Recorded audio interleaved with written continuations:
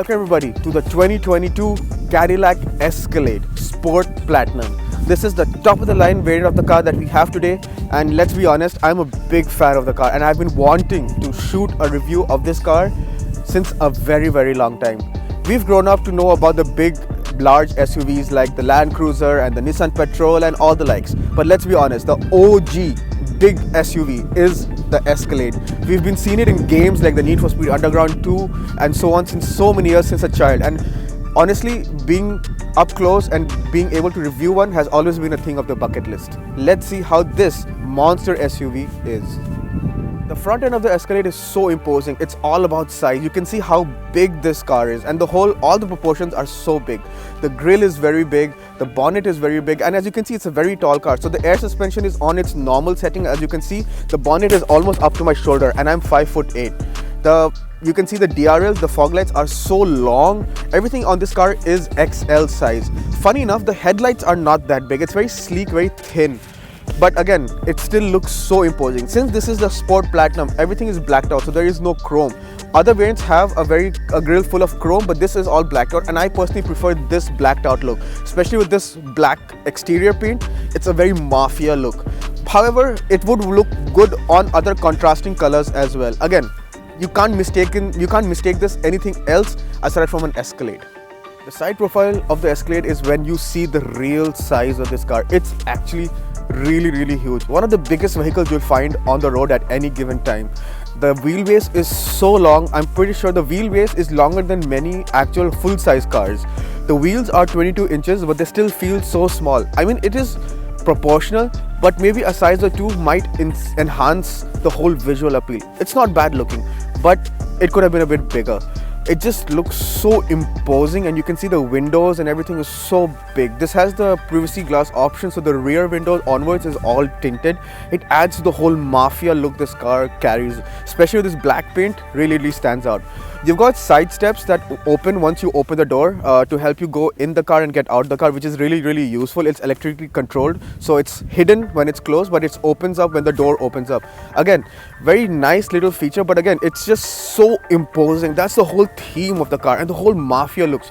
You can see, you can't go wrong, and whenever you look at this side profile, you know for sure it's an Escalade. The rear of the Escalade, as you can see, again, it's very imposing from all the angles, and the rear is no less. It's got some very traditional Cadillac Escalade trademark vertical lights that have the indicator, the reverse lights and the brake lights. They do a fancy little light show when you start up the car as well, and again, it looks really good. You've got the big exhaust cutouts because this is the V8, so it sounds really good, and it has the optional catback exhaust, which again enhances the experience so much. Again, it's just simple, nice, but it looks so good.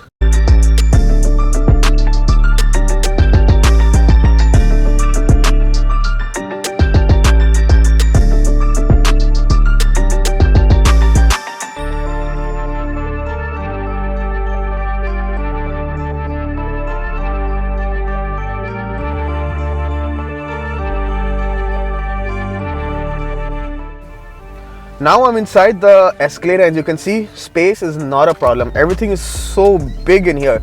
The interior is dominated by this 36 or 37-inch curved OLED screen. The definition is top notch. The touch response is super. It's got wireless CarPlay, wireless Android Auto. It's got a 37 or 38 speaker AKG system, which I think is one of the finest in the business. And this is touchscreen. There's a small screen on the side as well where you can control stuff like some of the menus, like the trip meter and everything, which is again really nice. You've got a lot of leather over the whole of the dashboard. You've got leather on the door trims, the steering is fully leather, and it just looks so premium, especially in this color.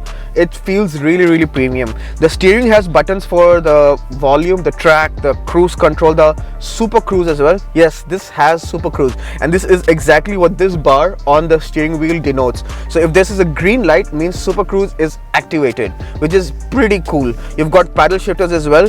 The center console, you've got massive storage. You've got two big cup holders. You've got another pocket USB ports. This can be closed as well, so it gives a very clean look. It's got a wooden finish all over the dashboard.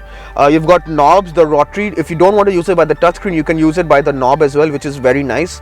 This part does not feel very premium, this middle section of the plastics, which can feel a bit of a letdown considering the price bracket this car is in.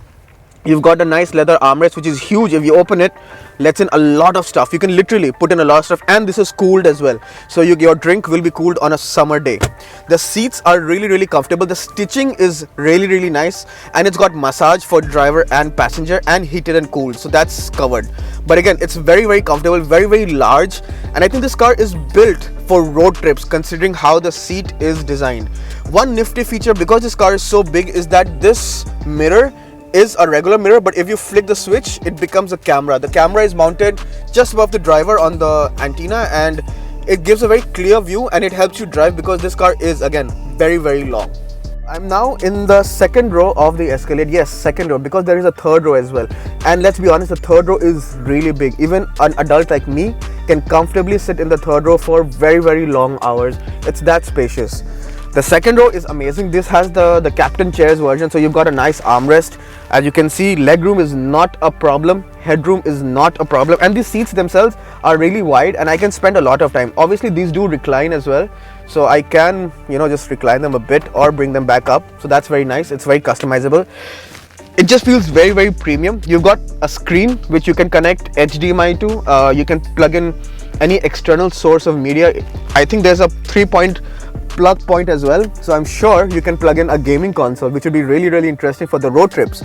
You've also got wireless Bluetooth AKG headsets to enjoy your content, so you won't bother, or you are not bothered by any other music that's been playing in the front, which is again really cool for the middle row passengers. In fact, it might make it more enticing to be a passenger in this car than a driver just for this feature.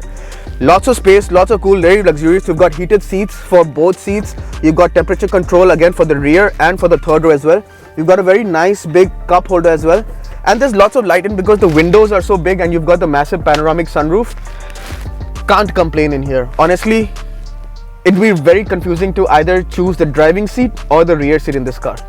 Behind the wheel of the Escalade, let's get the numbers out of the way. This has a 6.2 liter naturally aspirated V8 with 420 horsepower and about 600 Nm of torque, which is really healthy.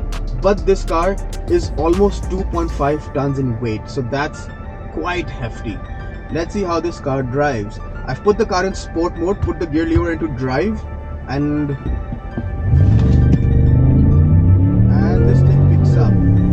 Hear the engine, because this car has a $2,600 Catback sports exhaust option, which I think is a must-have for this engine. It sounds so good.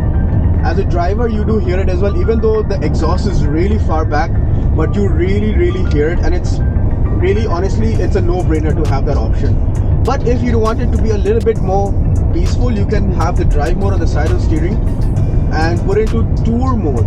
So tour mode is basically just, casually, it calms down the steering.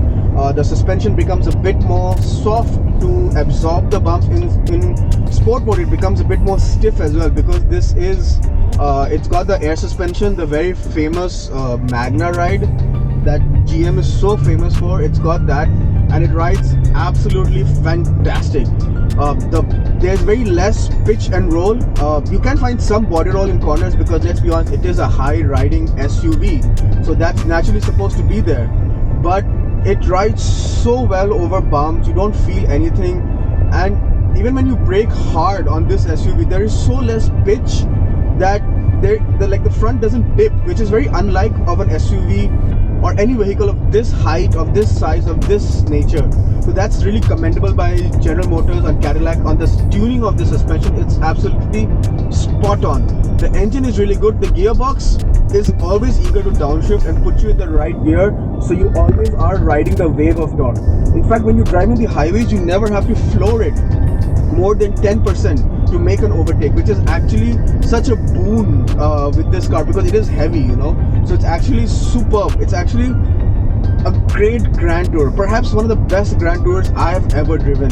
So comfortable, and it's so easy. The steering is so light in city speed, you can maneuver into traffic, parking, everything is such a joy. Honestly, I cannot fault this car on the dynamics. Cadillac has nailed it with this SUV. It's so big, it's so daunting, but it's not scary to drive. In conclusion then, Where do I start? The Cadillac Escalade. It's always been the OG Big Daddy SUV, and this hasn't disappointed at all. Honestly, I had so many expectations, and this has met each one of them. It's supremely comfortable, it's huge, there's lots of space for everything, your family, your luggage, your dog, everything. It's got all the tech features with the Super Cruise and the augmented reality, the speedometer, the night vision. Honestly, these things are just so cool to have it in this SUV. All this comes at a price though. This SUV with all the options that I mentioned is at around $130,000 Canadian, which is steep money. But would you have it any other way? I don't think so. I personally wouldn't. And if I had $130,000, I think this Escalade would be a no-brainer. Thank you very much for watching. See you next time.